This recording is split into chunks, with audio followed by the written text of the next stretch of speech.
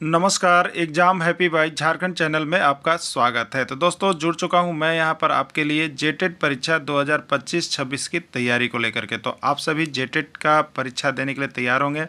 जेटेट परीक्षा बहुत जल्द होने वाली है, तो आप सभी यहां पे क्लासेज के लिए अवश्य जुड़ेंगे। आपको बताते चले, जेटेट में तैयारी को लेकर के बहुत तरह से आपके मन में कौतूहल बना हुआ होगा कि किससे तैयारी करें, कहाँ से तैयारी करें। तो आपको बताते चले, जेटेट परीक्षा में यदि आपको परचम लहराना है तो आप झारखंड राज्य के अनुमोदित पाठ्यक्रम JCERT किताब को पढ़ना कभी भी नहीं भूलेंगे। बाहर का प्रैक्टिस सेट लेकर के यदि आप पढ़ रहे हैं तो वो आपके साथ धोखा हो रहा है, ठीक है। तो आप JCERT जैक का किताब ले लीजिए, जो कि आपको झारखंड राज्य के सरकारी विद्यालयों में मिलते हैं। अगर आपको नहीं मिल पाता है तो हम देखिए यहाँ पे झारखंड राज्य के सरकारी विद्यालय से आपको हूबहू हैंड रिटेन नोट्स डेली बना करके, जो आपका न्यू सिलेबस आया है उसके आधार पर यहाँ पर सभी सब्जेक्ट का, चाहे आप 1 से 5 के शिक्षक हो, चाहे 6 से 8 का शिक्षक हो, सभी की तैयारी करवाते हैं। आप घर बैठे यहाँ पर क्षेत्रीय भाषा छोड़ करके सभी सब्जेक्ट का केवल 500 रुपये में तैयारी कर सकते, जिसके लिए देखिए यहाँ पर आपको मोबाइल नंबर दिया गया है 9631054226 पर आप संपर्क करके यहाँ से सभी कोर्सेज परचेज भी कर सकते हैं, तैयारी भी कर सकते हैं। बहुत सारे कोर्सेज बन गए हैं, तो आप अवश्य संपर्क कर लेंगे, घर बैठे ही तैयारी यहाँ से हो जाएगी। चलिए देखते हैं आगे। सृजनात्मकता मौलिक परिणामों को व्यक्त करने की मानसिक क्रिया है। यह कथन किसका है? जेम्स ड्रेवर का, स्किनर का, क्रो एंड क्रो का, किसी का नहीं, ठीक है। अभी हमने क्या कहा था? तो सृजनशीलता मौलिक परिणामों को मानसिक प्रक्रिया है। मानसिक, देखिए सृजनात्मकता मानसिक, तो आपको क्या बोलते हैं कि पेड़ पर 2 कौवे बैठ जाएं, पेड़ पर 2 कौवे बैठ जाएं, ठीक है, और वो क्या करें? क्रो कौवा करता है ना, तो आपका क्या होगा? मानसिक खराब हो जाएगा। तो वही होता है। तो सृजनात्मकता एक मानसिक प्रक्रिया है, किसके अनुसार? तो 2 कौवे, क्रो एंड क्रो के अनुसार, ठीक है। तो राइट आंसर सी हो जाएगा, ठीक है, राइट आंसर सी हो जाएगा। देखिए यहाँ पे बनाया हुआ है, क्लियर। चलिए, सृजनात्मकता बालक में कौन सा गुण नहीं पाया जाता है? यूपी टेट 2014 का पूछा गया प्रश्न है। चलिए बनाइए फटाफट, आपको थ्योरी क्लासेज यहाँ पे समाप्त कर दिया गया। अब आप यहाँ पे ऑब्जेक्टिव प्रश्न करेंगे, ठीक है। प्रश्न है, सृजनात्मकता बालक में कौन सा गुण नहीं पाया जाता है? देखिए याद रखिएगा, आप जब बहुत एक्साइटेड रहते हैं तो आपको ये नहीं वाला क्लास बहुत अधिक छूट जाता है, इसलिए ध्यान रखिएगा कि क्या बोल रहा है, ठीक है। ये नहीं वाले प्रश्न आपको बहुत ज़्यादा लाते हैं, और नहीं जहाँ भी आ गया ज़्यादा तो आपका पैराग्राफ जो है डाउन होने लगता है पासिंग मार्क्स का, ठीक है। इसलिए कितना भी आपको हल्का लगे, आप उसको सही ढंग से प्रश्न को पढ़ेंगे। सृजनात्मकता बालक में कौन सा गुण नहीं पाया जाता है? ठीक है, मौलिकता। बताइए, सृजनशील बालक में मौलिकता होता है कि नहीं? अभी आप लोग इसको पढ़े थे, तो सृजनशील बालक में मौलिकता होता है। संवेदनशीलता, ठीक है, ये किसी भी कार्य को जो आप पढ़ा देते हैं, जो आप उनको कह देते हैं, उनके प्रति संवेदनशील होते हैं और वे संवेदनशीलता पाया जाता है, ठीक है। और सृजनात्मकताशील बालक में जिज्ञासा, तो सृजनशील बालक तो जिज्ञासु होता है, वो किसी भी चीज़ को जानने की इच्छा रखता है, कठिन कार्य करने की इच्छा रखता है। और रटने की प्रवृत्ति, देखिए सृजनशील बालक यही होता है, वो रटता किसी चीज़ को नहीं है, वो किसी चीज़ को मुक्त रूप से, स्वतंत्र रूप से बढ़ चढ़ करके आगे बढ़ के काम करना चाहता है, ठीक है। तो सृजनशील बालक में कौन सा गुण नहीं पाया जाता है? तो यहाँ पर राइट आंसर हो जाएगा कि सृजनशील बालक में रटने की प्रवृत्ति नहीं पाई जाती है। सृजनशील बालक में मौलिकता भी पाया जाता है, संवेदनशीलता भी पाया जाता है और जिज्ञासा भी होता है, लेकिन रटने का प्रवृत्ति नहीं होता है। यूपी 2014 में पूछा गया था, ठीक है। चलिए, हो गया।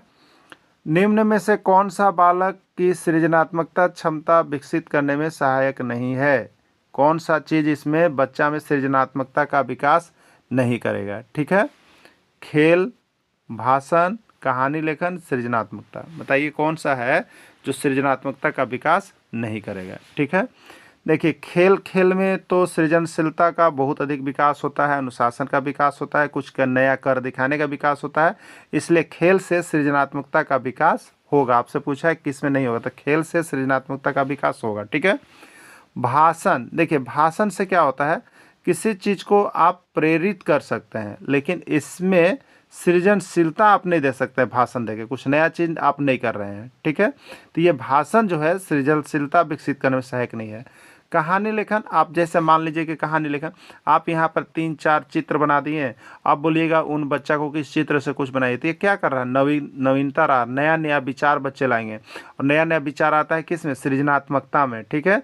तो कहानी लेखन में सृजनात्मकता आएगा, और सृजनात्मकता ऑलरेडी सृजनात्मकता है, इसलिए इसमें राइट आंसर कौन विकसित करने में सहायक नहीं होगा? यहाँ पर सृजनात्मकता, इसमें किस चीज़ से सृजनात्मकता का विकास नहीं होगा तो वो आपका हो जाएगा भाषण से सृजनात्मकता का विकास नहीं होगा, बाकी सभी से सृजनात्मकता का विकास होगा। ठीक है, देखिए भाषण से क्या होता है, यहाँ पे लिख दिया हम, भाषण से भाव को विकसित किया जाता है, सृजनात्मकता का गुण नहीं लाया जा सकता है। ठीक है, निम्न में से कौन सी सृजनात्मकता की विशेषता नहीं है, कौन सी सृजनात्मकता की विशेषता नहीं है। ठीक है, तो मौलिकता क्या है, ये सृजनात्मकता की विशेषता है कि नहीं, मौलिकता बताइए, है ना। अभी आप देखें नवीनता क्या है, तो ये भी सृजनात्मकता की विशेषता है। ठीक है, और कल्पना शक्ति क्या है, ये भी सृजनात्मकता की विशेषता है। लेकिन अभी आपको हम पढ़ाए थे अभिसारी चिंतन और अपसारी चिंतन। ठीक है, जिसमें सृजनात्मकता के लिए कौन उत्तरदायी होता है, तो अपसारी चिंतन होता है, अभिसारी चिंतन नहीं होता है ना। तो इसमें राइट आंसर यही हो जाएगा आपका अभिसारी चिंतन। ठीक है, सृजनात्मकता में कौन सा गुण नहीं पाया जाता है, तो अभिसारी चिंतन का नहीं पाया जाता है। राइट आंसर अभिसारी चिंतन होगा। देखिए आपको जो हमने थ्योरी के यहाँ पे अभी जो दे दिया उसी में से आपको सारे प्रश्न रहेंगे, थोड़ा सा आप गहन इसको विचार कर लीजिएगा। ठीक है, तो सृजनात्मकता की इसमें विशेषता कौन नहीं है, तो सृजनात्मकता का विशेषता में आपको हमने 10-20 पॉइंट देख दिया, उसको बस देख लीजिएगा, उतना ही से प्रश्न छप रहा है। तो सृजनात्मकता में मौलिकता भी होता है, नवीनता भी होता है, कल्पना भी होता है, बहुत तरह से वो कल्पना करके नए नए चीज़ों का जुगाड़ करता है। लेकिन अभिसारी चिंतन याद रखिएगा उसमें नहीं होगा, उसमें अगर होगा तो अपसारी चिंतन होगा। ठीक है, क्योंकि बालक जो है विभिन्न जगहों से डाटा कलेक्ट करके कुछ नया चीज़ करने का सोचता है, एक ही बिंदु पर केंद्रित नहीं होता है, वो लकीर का फकीर नहीं होता है, वो रटने का प्रवृत्ति नहीं होता है, ये सब रखिएगा दिमाग में। ठीक है, चलिए सृजनात्मकता के मापन हेतु नहीं है, सृजनात्मकता के मापन हेतु नहीं है। सृजनात्मकता के माप इसमें किससे नहीं की जाती है, पंजाब टेट 2018 में पूछा गया है। ठीक है, चित्रों का पूर्ण होना, देखिए चित्रों का पूर्ण होना, मान लीजिए कि आप एक यहाँ पे प्रकृति दे दिए, यहाँ सूरज भगवान दे दिए, यहाँ पे पेड़ दे दिए, यहाँ पे घर दे दिए, अब इसको क्या करना है, कहानी लिखना है। तो चित्रों के माध्यम से चित्र को पूर्ण कर देना, वो क्या होता है, सृजनात्मकता का माप वहाँ से हो जाता है। बच्चा को हम पता कर सकते हैं कि ये सृजनशील है कि नहीं है, तो चित्रों को जब पूर्ण करेगा तो ये सृजनात्मकता के मापन हेतु है। ठीक है, कहानी लेखन, किसी चीज़ को दिखा करके कहानी लिखवाना, ये भी सृजनात्मकता का पहचान करना है। वृत्त परीक्षण, किसी चीज़ का नए नए गोलाकार भाग में परीक्षण करना, ये भी सृजनात्मकता का है। लेकिन अब एक ऑप्शन बच गया, जीवन वृत्त अध्ययन। ठीक है, अगर आप जीवन भर अध्ययन करते रहते हैं तो ये सृजनात्मकता का लक्षण नहीं है, ये एक जगह पर टिके रहने का लक्षण है, इसमें कुछ नया भाव नहीं आ रहा है।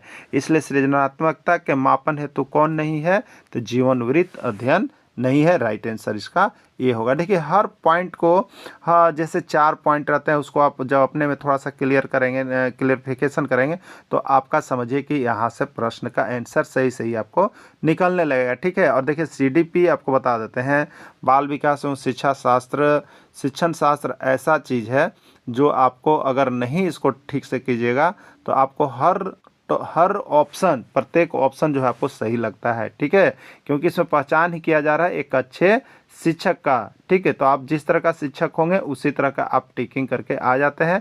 और हर कोई एक दूसरे से लड़ता है कि मेरा सही है तो मेरा सही है, लेकिन सही कौन होगा, जो बोर्ड जो है अपना आधिकारिक वेबसाइट पर जो आंसर को सही मानता है। ठीक है, इसलिए CDP देखिए बहुत आसान है। CDP को आप कभी भी भारी नहीं समझिएगा।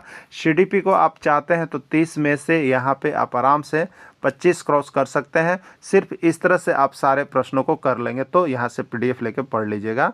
तो ठीक है, तो आपका 5-6 टॉपिक है, सभी टॉपिक का हमने बनाना शुरू कर दिया। केवल ओरिजिनल प्रश्न और ऑथेंटिक प्रश्न जो कि अभी तक विभिन्न राज्यों से आए हैं। ठीक है, तो आप सभी यहाँ से CDP का जब भी नोट्स कंप्लीट हो जाए आप 150 रुपये में लेकर के यहाँ से पढ़ सकते हैं, नहीं तो पूरी क्लासेज के लिए आप यहाँ से जुड़ सकते हैं। ठीक है, चलिए देखिए यहाँ पर अगला प्रश्न है, निम्न में से कौन सा उदाहरण छात्रों की सृजनशीलता को प्रदर्शित करता है। इसमें कौन सा ऐसा उदाहरण है जो बता रहा है कि छात्र सृजनशील है। ठीक है, कब आया हुआ है प्रश्न, तो ये MP टेट 2016 में पूछा गया था। ठीक है, तो देखिए यहाँ पे पहला है अच्छी शैक्षिक उपलब्धि प्रदर्शित करना। ठीक है, तो देखिए अच्छा रिपोर्ट कार्ड होना ये जो है सृजनशील बालक का गुण नहीं है। ठीक है, हम रट कर कभी अच्छा शैक्षिक उपलब्धि प्रदर्शित कर सकते हैं, तो ये जो है आपको सृजनशीलता प्रदर्शित नहीं करता है। किसी भी चीज़ का रिपोर्ट कार्ड, ठीक है, किसी भी चीज़ का रिपोर्ट कार्ड ये सृजनशीलता प्रदर्शित नहीं करता है। ठीक है, चलिए, अनुपयोगी सामग्री से पेंटिंग बना देना। देखिए, सृजनशील बालक यही होगा, सृजनशील का पहचान यही होगा कि कुछ आपको ख़राब से ख़राब चीज़ भी आप किसी को दीजिएगा तो वो सृजनशील होगा, तो उससे नया चीज़ आपको कुछ बना करके देगा। यानी जो अनुपयोगी सामान जो आप फेंक दे रहे थे और अगर उसका वो कुछ करके दिखा रहा है तो ये सृजनात्मकता का पहचान उसमें हो रहा है, वो सृजनशील है। ठीक है। नेक्स्ट है, किसी समस्या का केवल एक समाधान करना, ये तो बिल्कुल गलत है। सृजनात्मक बालक जो होता है उसमें नवीनता पाया जाता है, मौलिकता पाया जाता है, दृढ़ प्रतिज्ञा पाया जाता है, अनेक अवसरों को करने का पाया जाता है। इसलिए वो केवल एक समाधान ही प्रस्तुत नहीं करता है, वो अनेक समाधान प्रस्तुत कर सकता है एक समस्या का। ठीक है, आपको समझ में आ गया होगा क्लियर क्या हुआ इसमें। कौन सा उदाहरण छात्रों की सृजनशीलता को प्रदर्शित करता है, आपसे पूछा गया था, एमपी टेट 2016 में पूछा गया है। तो एक अच्छा जो है रिपोर्ट कार्ड वो सृजनशील नहीं है क्योंकि वो रट कर भी ला सकता है, लेकिन यहाँ पे सृजनशील कौन सा प्रदर्शित कर रहा है, तो अनुपयोगी सामान से पेंटिंग बनाने वाला। ठीक है। किसी समस्या का केवल एक समाधान प्रस्तुत करना, ये सृजनशील बालक का लक्षण नहीं है, वो किसी एक समस्या को अनेक तरह से उसका समाधान प्रस्तुत करते हैं। क्लियर हो गया होगा आप सभी को। तो राइट आंसर इसका क्या हो रहा है, राइट आंसर इसका बी हो रहा है। ठीक है। सृजनात्मकता उत्तर के लिए आवश्यक है, सृजनात्मकता उत्तर के लिए आवश्यक है, हरियाणा टेट 2019 में पूछा गया है। प्रत्यक्ष प्रश्न, मुक्त उत्तर वाले प्रश्न, विषय वस्तु पर आधारित प्रश्न, अनुशासित प्रश्न। ठीक है। सृजनात्मकता उत्तर के लिए क्या आवश्यक है। ठीक है। सृजनात्मकता उत्तर के लिए देखिए यहाँ पर जो है आपको किसी का करना है तो आपको मुक्त उत्तर वाले प्रश्न देना होगा। कौन सा प्रश्न देना होगा, मुक्त उत्तर वाले प्रश्न, माने स्वतंत्र प्रश्न आप उसको दीजिए, कहीं से भी प्रश्न दीजिए, वो पूछने के बाद तब आपको यहाँ पर सृजनात्मकता का पता चल पाएगा। ठीक है। अगर अनुशासित प्रश्न यानी जो प्रश्न आए हैं वही प्रश्न आप पूछते हैं तो उसमें मौलिकता नहीं रहेगा। विषय वस्तु पर जो किताब है उसी किताब से तो रट के भी लोग बता सकता है, और अनुशासन और यहाँ पर सृजनात्मकता में रटने का प्रवृत्ति नहीं होता है। इसलिए आप जब भी उससे प्रश्न पूछेंगे तो मुक्त उत्तर वाले प्रश्न पूछेंगे, स्वतंत्र प्रश्न पूछेंगे कि वह जो है कुछ गढ़ के कुछ नया करके आपको उस प्रश्न का जवाब दे पाए। आप ऐसा नहीं करेंगे कि आपका टेक्स्ट बुक में जो प्रश्न दिया है वही प्रश्न बच्चा से पूछ रहे हैं तो वो रट के भी आपको बता सकता है, जिससे सृजनात्मकता का इसमें उत्तर पता नहीं चल पाएगा। ठीक है। तो इसको कैसा प्रश्न आप देंगे, मुक्त उत्तर वाले प्रश्न देंगे, जो स्वतंत्र प्रश्न देंगे कि कुछ नया करके आपको वो बता सके। ठीक है। सृजनशील चिंतन की अवस्था है, सृजनशील चिंतन की अवस्था है, पी टेट 2016 में पूछा गया है, पंजाब टेट में तथ्य संग्रह, वर्गीकरण, स्मरण, यह सभी। ठीक है। तो सृजनशील चिंतन की इसमें सभी अवस्थाएं पाई जाती हैं, राइट आंसर इसका डी है, सभी है। ठीक है। चलिए, सृजनात्मकता संयोगों का पुनर्गठन है, उपरोक्त कथन किसका है। ठीक है। सृजनात्मकता संयोगों का पुनर्गठन है, उपरोक्त कथन किसका है, रीट 2014 में पूछा गया था। ठीक है। देखिए, कोहलर है, कॉफका है, रिबोट है, फ्राइड है, नाम इतने ही दिया हुआ था, लेकिन आप लोगों की सुविधा के लिए हमने किस वैज्ञानिक ने कौन सा सिद्धांत दिए हैं ये हमने बगल में आपको लिख दिया है। ठीक है। तो ये ऑप्शन नहीं था, ऑप्शन सिर्फ आपका यही है ना। तो देखिए यहाँ पे कोहलर क्या है, तो कोहलर जो है, कोहलर ने सूझ का अंतर्दृष्टि का सिद्धांत दिया। कोफका क्या है, ये भी अंतर्दृष्टि का। रिबोट क्या है, सृजनात्मकता का सिद्धांत है। और फ्राइड क्या है, मनोविश्लेषणवाद को दिए हैं। तो सृजनात्मकता संजोगों का पुनर्गठन है, ये किसने कहा है, रिबोट ने कहा है। किसने कहा है, रिबोट ने कहा है। निम्न में से कौन सी सृजनात्मकता की विशेषता नहीं है, सृजनात्मकता की विशेषता कौन नहीं है आपको बताना है, हरियाणा टेट 2016 में पूछा गया है। ठीक है। चलिए, आप सभी का भी आंसर बहुत सही आ रहा है, आप सभी को जुड़ जाते हैं। आपका देखिए जैसे जैसे यहाँ पे जो न्यू सिलेबस के अनुसार पीडीएफ कंप्लीट होते जा रहा है, टॉपिक कंप्लीट होते जा रहा है, वो आपको हम जल्द से जल्द देने का प्रयास कर रहे हैं। तो इसमें सभी प्रकार के शिक्षक जुड़े हुए हैं। ये जो सीडीपी की क्लासेज है वो आपका 1 से 5 शिक्षक, 6 से 8 सामाजिक विज्ञान, भाषा और गणित विज्ञान, तीनों प्रकार के शिक्षकों के लिए इंपॉर्टेंट है। इसलिए अभी आप इसकी क्लासेज डेली देख लेंगे, जैसे ही आपको पीडीएफ इसकी तैयार होती है हम आपको यहाँ पे क्लासेज दे देंगे। ठीक है। तो 5-6 पीडीएफ हैं, आप सभी को देखेंगे और वहीं से प्रश्न रहेंगे। समझने का प्रयास कीजिएगा कि सृजनात्मकता में क्या हो सकता है। तो निम्न में से कौन सृजनात्मकता की विशेषता नहीं है आपको बताना है। मौलिकता, आपको याद होगा कि यहाँ पे जो होता है मौलिकता पाया जाता है, किसमें, सृजनशील बालक में मौलिकता पाया जाता है, आपको पहले बताया गया है। ठीक है। नवीनता, देखिए जो है उसको पहले नवीनता, तो सृजनशील बालक नवीन होता है, कुछ नया नया कार्य करके दिखलाने का यहाँ पे उसके पास साहस होता है। ठीक है। दूसरा है उपयोगिता, तो उसके पास किसी भी चीज़ का उपयोगी होता है, वो आप देखिए कूड़ा कचरा से भी वो कुछ नया चीज़ करके दिखा देगा, इसलिए वो बहुत ही उपयोगी होता है। लेकिन अनुकरण, देखिए एक सृजनशील बालक जो है किसी का अनुकरण नहीं करता है, किसी को देख करके काम नहीं करता है। वो क्या होता है, तो नया नया विचार ला करके अपने से वो काम करता है। यानी कौन विशेषता नहीं है, तो अनुकरण जो है इसका विशेषता नहीं है। सृजनात्मक बालक किसी का अनुकरण नहीं कर रहा होता है, वो स्वयं से कुछ नया कार्य करने का प्रवृत्ति उसमें होता है। तो जो एक दूसरे का अनुकरण करते हैं, एक दूसरे का कॉपी छाप उतार लेते हैं, जो पुरानी परंपराओं पर चलते हैं, वो सृजनशील बालक नहीं है, उसमें सृजनात्मकता नहीं है। इसलिए पूछा है कि कौन सृजनात्मकता की विशेषता नहीं है, तो सृजनात्मकता की विशेषता अनुकरण नहीं है, राइट आंसर होगा। सृजनात्मकता का विशेषता मौलिकता है, उपयोगिता है, नवीनता है। ठीक है, कौन नहीं है, अनुकरण नहीं है। तो आपसे पूछा था कौन नहीं है, तो आप उसका राइट आंसर अनुकरण कीजिएगा। सृजनशील बालक, देखिए यहाँ पे हमने लिख दिया है कि सृजनशील बालक किसी का अनुकरण नहीं करता, बल्कि सृजनशील बालक का सभी कोई अनुकरण करता है। क्लियर, सृजनशील बालक किसी का अनुकरण नहीं करता, लेकिन जो बालक सृजनशील है उसका अनुकरण सभी लोग करते हैं। ठीक है, चलिए, सृजनात्मकता बालक में पाई जाती है, सृजनात्मकता बालक में पाई जाती है उदासीनता, क्रोधी प्रवृत्ति, परिहास प्रियता, कोई नहीं। उत्तराखंड टेट 2019 में पूछ दिया। ठीक है, सृजनशील बालक कभी उदास नहीं होते हैं, वो कठिन से कठिन परिस्थितियों में भी कुछ हल्के से हल्के हुए काम कर सकते हैं, भारी से भारी काम कर सकते हैं, इसलिए उदासीन कभी नहीं होते हैं। वो हर समय नया से नया कार्य करने के लिए प्रेरित रहते हैं। ठीक है, दूसरा क्रोधी प्रवृत्ति, तो जो सृजन बालक हैं वो क्रोध में नहीं आते हैं, क्रोधी प्रवृत्ति के नहीं होते हैं।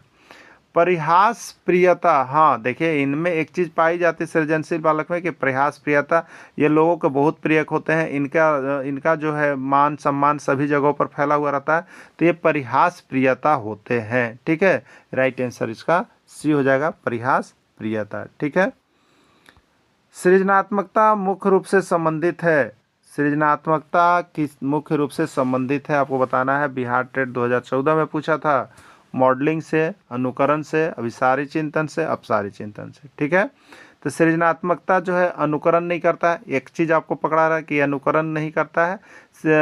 सृजनात्मक व्यक्ति का अनुकरण सब कोई करता है, लेकिन सृजनात्मक व्यक्ति किसी का अनुकरण नहीं करता है।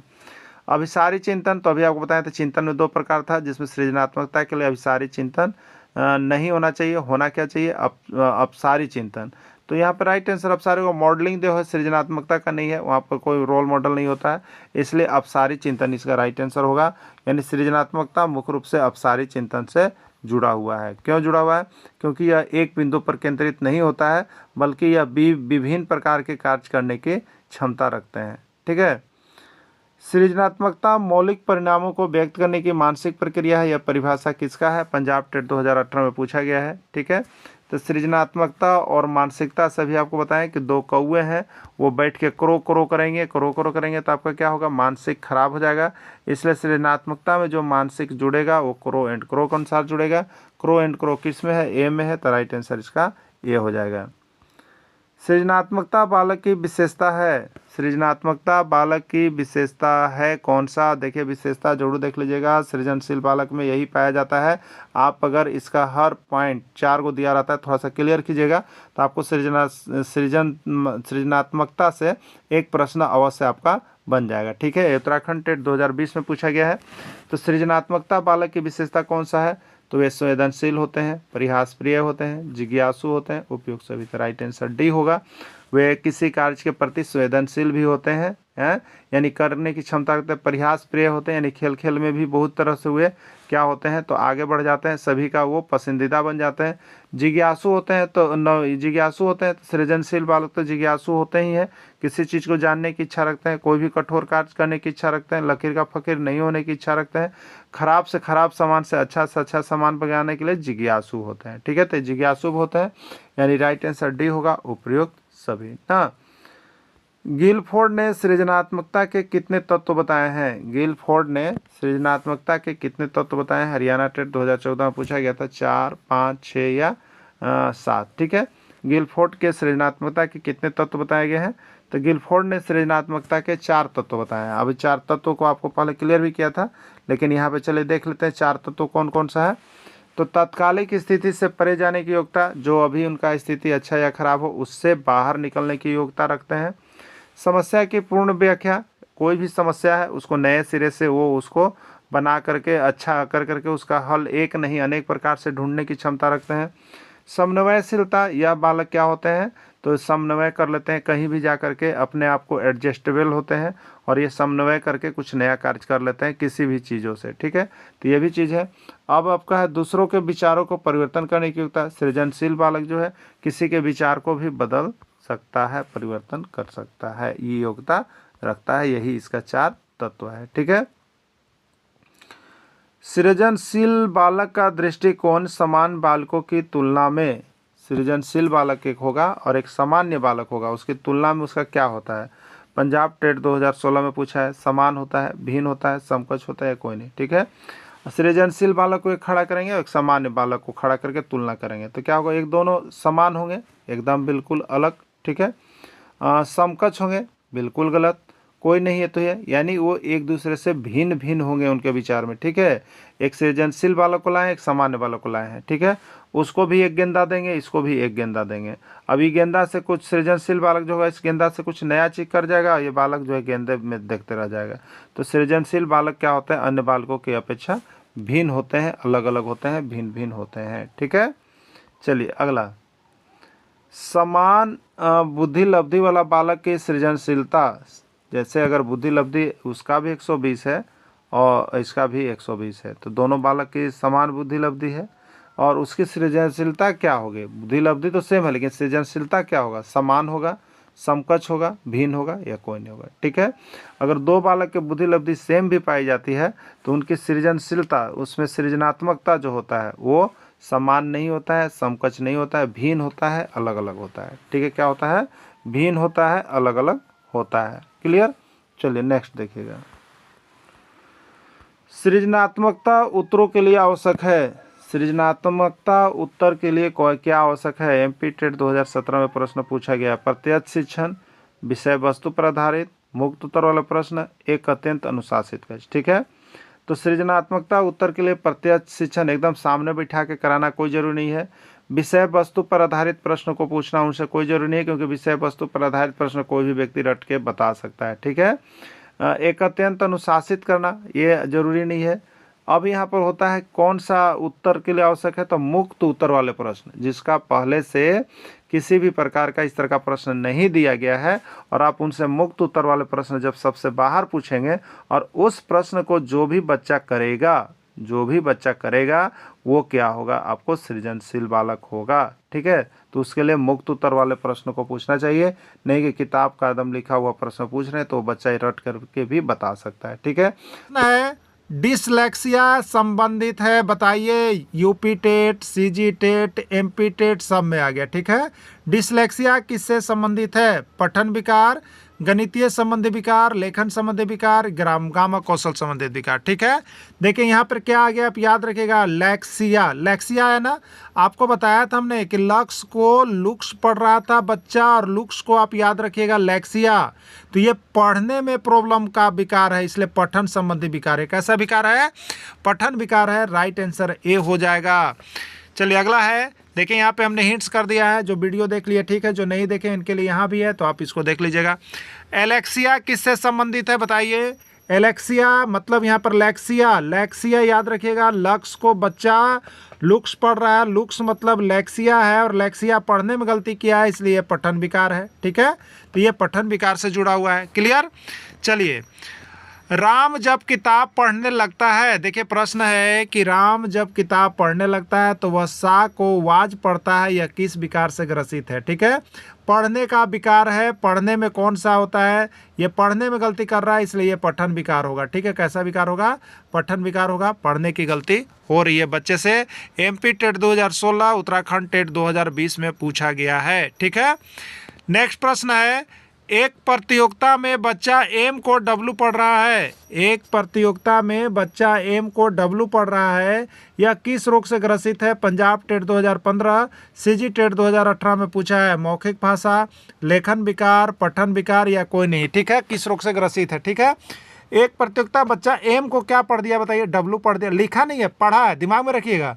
एम को डब्लू पढ़ रहा है, यानी ये पढ़ने में गलती कर रहा है, पढ़ने में गलती कर रहा है ना, ये किस में जाएगा बताइए, पठन विकार में जाएगा ना, पठन विकार है, क्लियर, पठन विकार है। चलिए अगला, सीता को कक्षा में लिखने के लिए बॉय कहा जाता है, सीता को कक्षा में लिखने के लिए बॉय कहा जाता है, लेकिन वह डॉय लिख देती है, यह किस रोग से ग्रसित है। एमपी टेट 2018, यूपी टेट 2020 का पूछा गया प्रश्न है, डिस्ग्राफिया है, डिसलेक्सिया है, डिस्कैल्कुलिया है, डिस्मोर्फिया है, क्या है आपको बताना है, ठीक है। चलिए एक एक करके हम लोग ऑप्शन देखते हैं।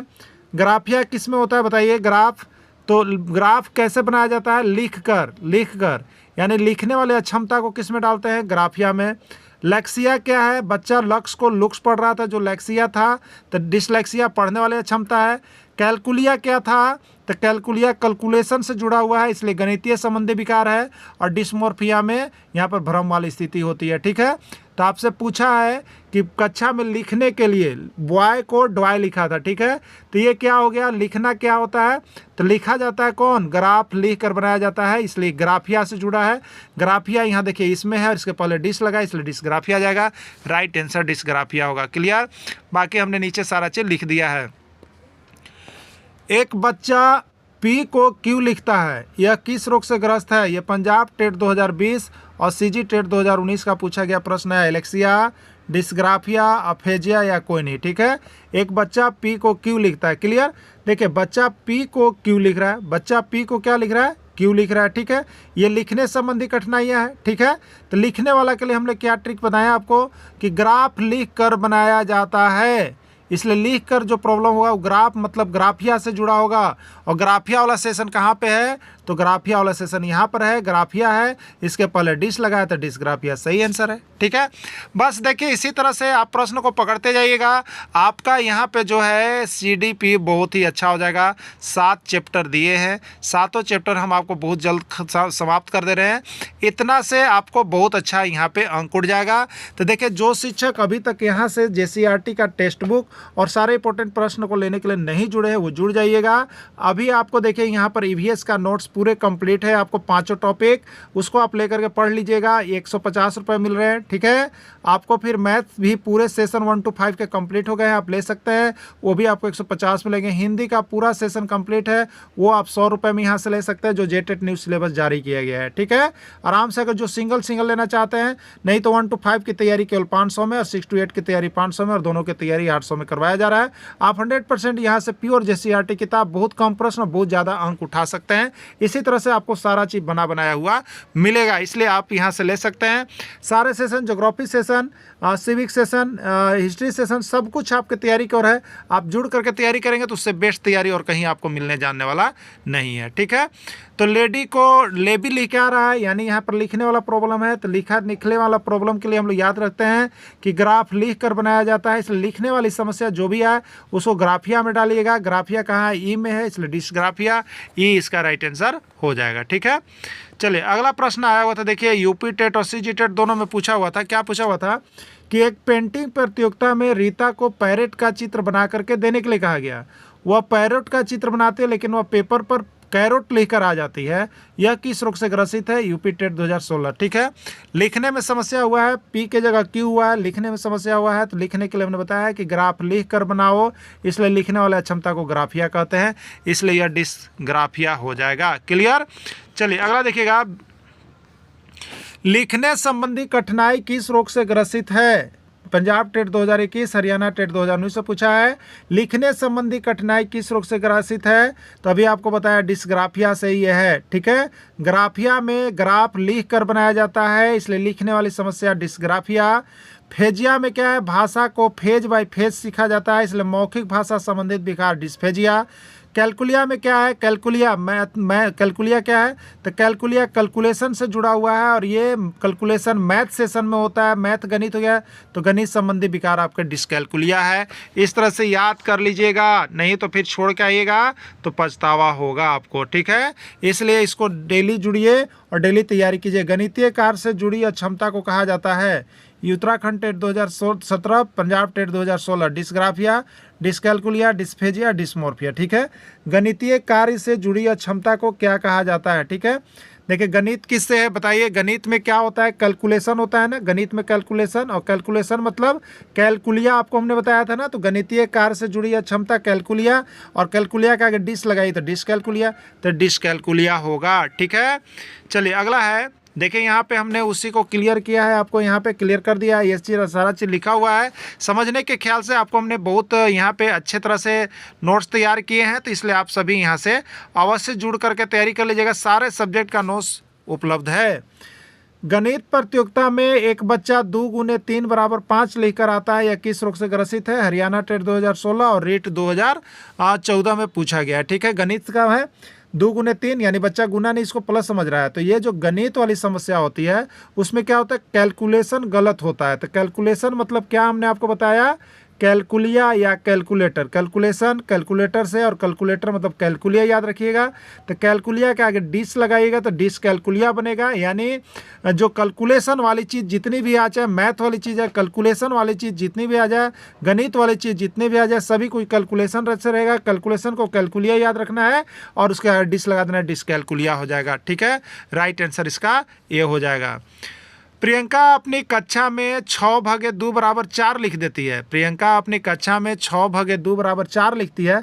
बच्चा किस रोग से ग्रसित है? अफेजिया, डिस्कैलकुलिया, डिसलेक्सिया, कोई नहीं। ठीक है, यूपी टेट 2016 और उत्तराखंड टेट 2018 का पूछा गया प्रश्न है। ठीक है, प्रियंका अपनी कक्षा में क्या लिखी है? 6/2 बराबर 4, यानी भागा को क्या समझी? माइनस समझी, समझी ना, तब नहीं यहाँ पर 4 लिख दी। बताइए, तो ये गणित संबंधी प्रॉब्लम है, और गणित में क्या होता है, कैलकुलेशन होता है। कैलकुलेशन किससे करते हैं लोग? कैलकुलेटर्स करते हैं, और कैल जैसे आ गया तो उसको कैलकुलिया कर दीजिएगा।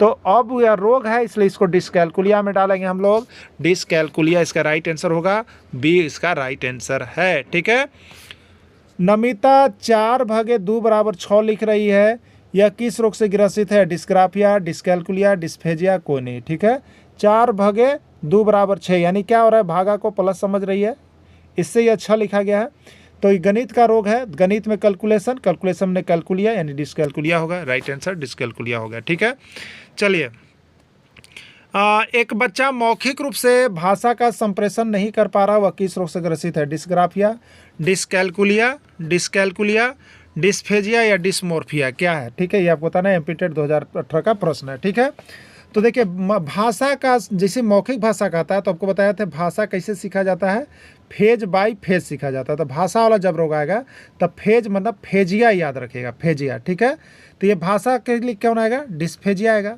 फेजिया मतलब भाषा फेज बाय फेज, फेजिया डिस्फेजिया। ठीक है, देखिए यहाँ पे हमने बना भी दिया, जो बोला उसको बना दिया। भाषा फेज बाय फेज सीखा जाता है, इसलिए इसको फेजिया कहा जाता है, और भाषा संबंधी विकारों को डिस्फेजिया कहा जाता है। ठीक है, मौखिक रूप से भाषा सीखने की क्षमता को कहते हैं, मौखिक रूप से भाषा सीखने की क्षमता को क्या कहते हैं? सीजी टेट 2016 का प्रश्न है, डिस्ग्राफिया, डिस्कैलकुलिया, डिस्फेजिया, डिस्मोर्फिया। ठीक है, तो भाषा फेज बाय फेज सीखा जाता है, इसलिए भाषा फेजिया से आएगा, तो डिस्फेजिया इसका राइट आंसर हो जाएगा, तो डिस्फेजिया हो जाएगा राइट आंसर इसका।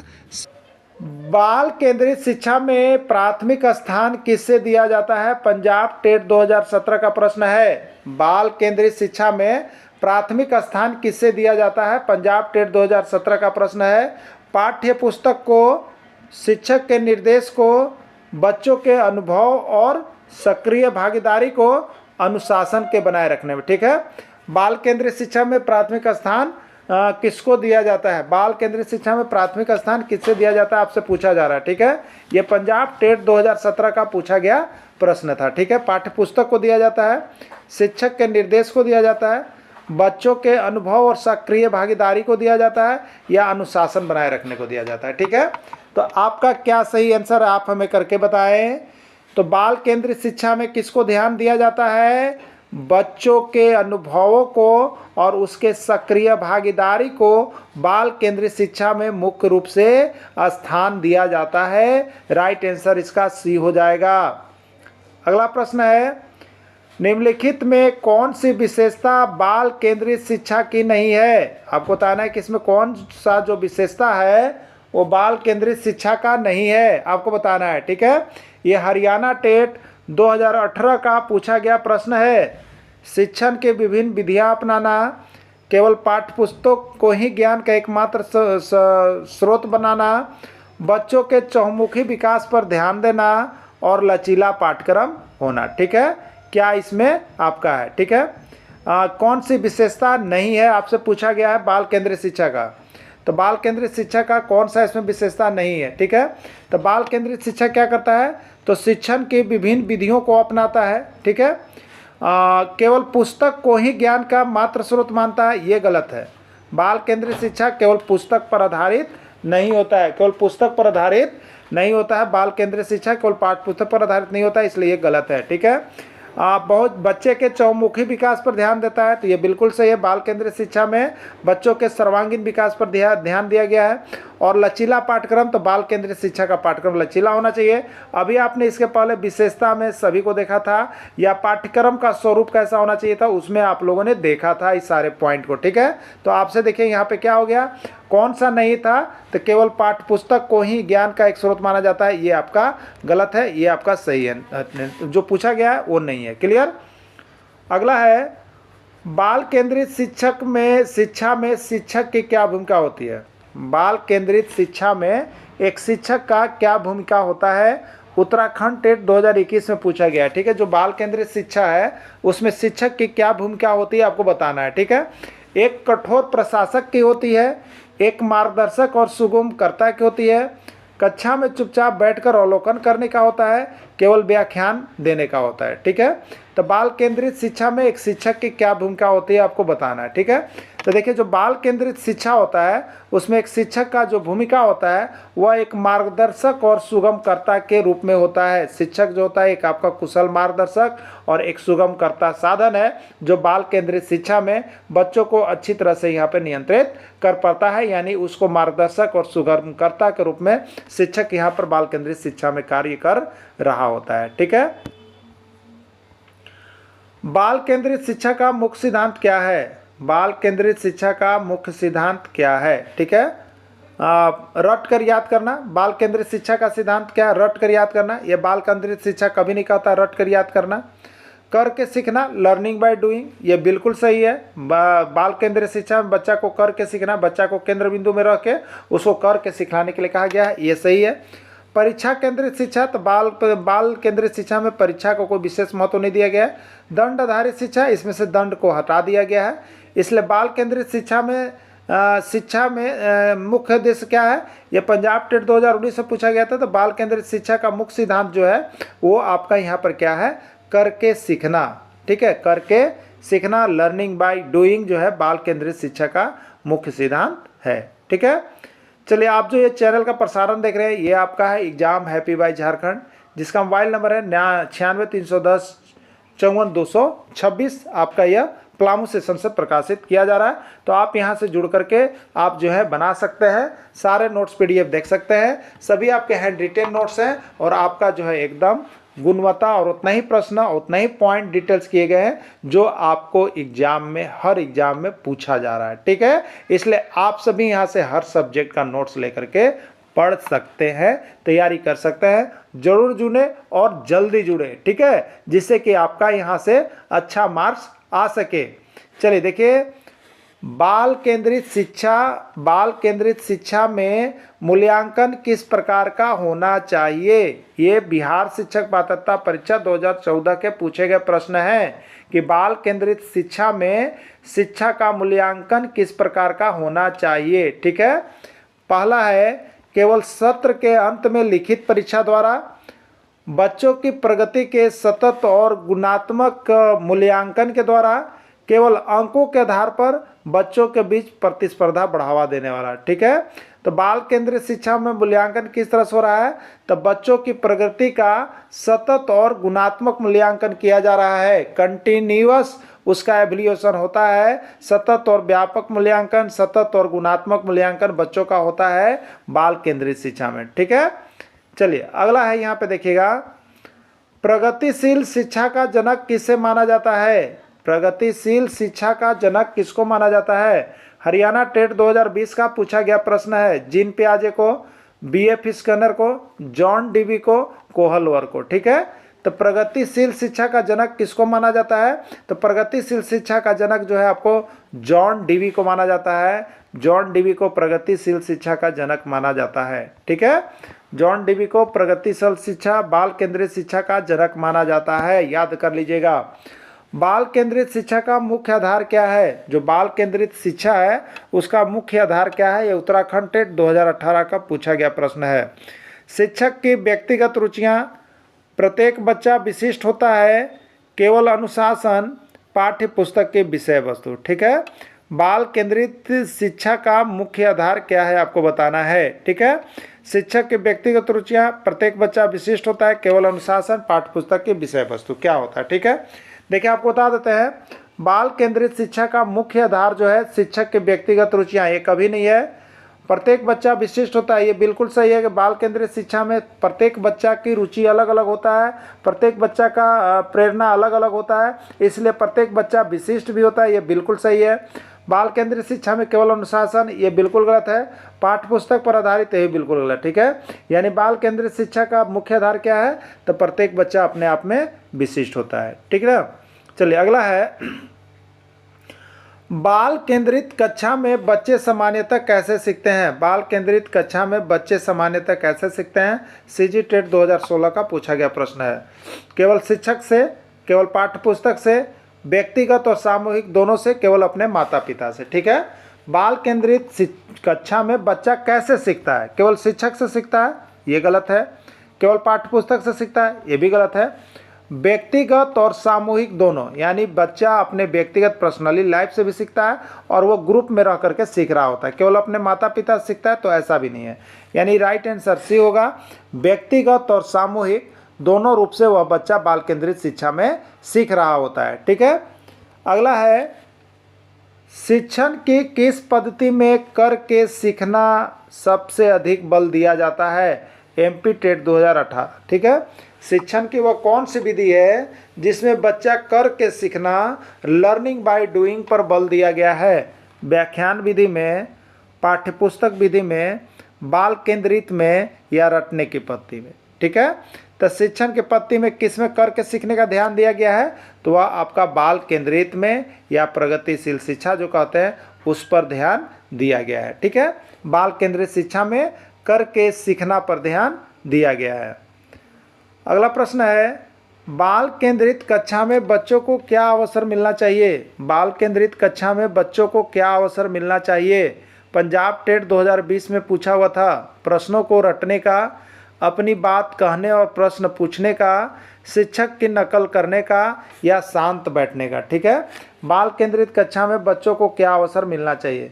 प्रश्नों को रटने का, तो बाल केंद्रित शिक्षा जो है वो बच्चों को रटने पर कभी जोर नहीं देता है। अपनी बात कहने और प्रश्न पूछने का, ये बिल्कुल सही है कि बाल केंद्रित शिक्षा में बच्चों को स्वतंत्रता दी जानी है, जिससे बच्चा आपसे प्रश्न पूछ सके और आपसे कह सके खुल करके, जिससे आप उसका जो है निराकरण कर सके। तो बाल केंद्रित शिक्षा में किस बच्चों को क्या अवसर मिलना चाहिए?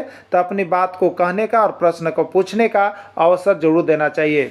शिक्षक की नकल करने का बिल्कुल गलत है। शांत बैठने का बिल्कुल गलत है, यानी राइट आंसर इसका बी है। बाल केंद्रित शिक्षा में बच्चों को अपनी बात कहने का और प्रश्न पूछने का अवसर मिलना चाहिए। ठीक है, चलिए अगला है, बाल केंद्रित शिक्षा का समर्थन निम्नलिखित में से किस विचारक द्वारा किया गया? ठीक है, बाल केंद्रित शिक्षा का समर्थन निम्नलिखित में से किस विचारक द्वारा किया गया है?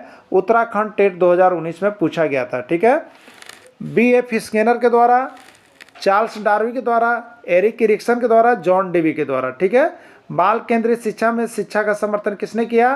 तो वो आपको वैज्ञानिक जो थे उनका नाम था जॉन डीवी। जॉन डीवी ने बाल केंद्रित शिक्षा का विचार का समर्थन यहाँ पे किया है। ठीक है, जॉन डीवी इसका राइट आंसर हो जाएगा। बाल केंद्रित शिक्षा में मूल्यांकन का उद्देश्य क्या है? बाल केंद्रित शिक्षा में मूल्यांकन का मुख्य उद्देश्य क्या है? ये आपका पूछा गया है यूपी टेट 2014 में। बच्चों को पास या फेल करना, ये बाल केंद्रित शिक्षा का उद्देश्य नहीं है। बच्चों के बीच प्रतिस्पर्धा पैदा करना, ये भी बाल केंद्रित शिक्षा का उद्देश्य नहीं है। अधिगम में आने वाले कठिनाइयों को समझकर उनमें सुधार करना, ये बिल्कुल सही है कि बाल केंद्रित शिक्षा में मूल्यांकन का जो उद्देश्य होना चाहिए कि वो उनको सीखने के स्तर में कौन कौन सी कठिनाइयाँ आ रही है उसको समझकर उनमें सुधार करना, यही बाल केंद्रित शिक्षा का मुख्य उद्देश्य है। तो राइट आंसर इसका सी है। बच्चों को दंडित करना ये बाल केंद्रित शिक्षा का उद्देश्य नहीं है, मूल्यांकन नहीं होना चाहिए। ठीक है, निम्नलिखित में कौन सा विकल्प बाल केंद्रित शिक्षा का गुण नहीं है? इसमें कौन सा ऐसा विकल्प है जो बाल केंद्रित शिक्षा का गुण नहीं है? दिमाग में रखिएगा नहीं बात को। सीजी टेट 2016 में पूछा है, ठीक है। सक्रिय भागीदारी बताइए, आपको अभी पाठ्य पुस्तक के बारे में बताया गया था बाल केंद्रित शिक्षा का, तो बाल केंद्रित शिक्षा में सक्रिय भागीदारी बच्चों को होनी चाहिए, बिल्कुल सही है। जिज्ञासा को प्रोत्साहन, तो बाल केंद्रित शिक्षा में बच्चों की जो जिज्ञासा होती है उसको प्रोत्साहन दिया जाता है, जिससे कि बच्चे उसको शिक्षक के बीच बोल सके, रख सके, ठीक है। शिक्षक केंद्रित व्याख्यान बिल्कुल गलत। बाल केंद्रित शिक्षा में यहाँ पर बालक को केंद्र में रख के व्याख्या दिया जाता है, न कि शिक्षक को, बिल्कुल गलत है। खोजपूर्ण अधिगम सही है, खोजपूर्ण अधिगम इसमें बनाया गया है, ठीक है। तो इसमें पूछा गया कौन सा विकल्प नहीं है, तो ये शिक्षक केंद्रित व्याख्या नहीं है, ये बालक का केंद्रित में रख के बनाया गया है। बाल केंद्रित शिक्षा प्रणाली में पाठ्यक्रम कैसा होना चाहिए? बाल केंद्रित शिक्षा प्रणाली में पाठ्यक्रम कैसा होना चाहिए? ये पंजाब टेट 2018 का पूछा गया प्रश्न है। कठोर और निश्चित, केवल परीक्षा पर आधारित, लचीला और बच्चों की आवश्यकता के अनुरूप, केवल पाठ्य पुस्तक तक सीमित होना चाहिए, ठीक है।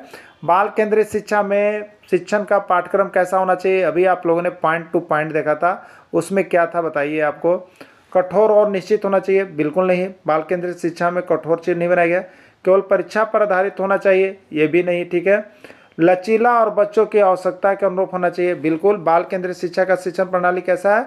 लचीला है और बच्चों की आवश्यकता के अनुरूप आधारित है। राइट आंसर इसका सी हो जाएगा।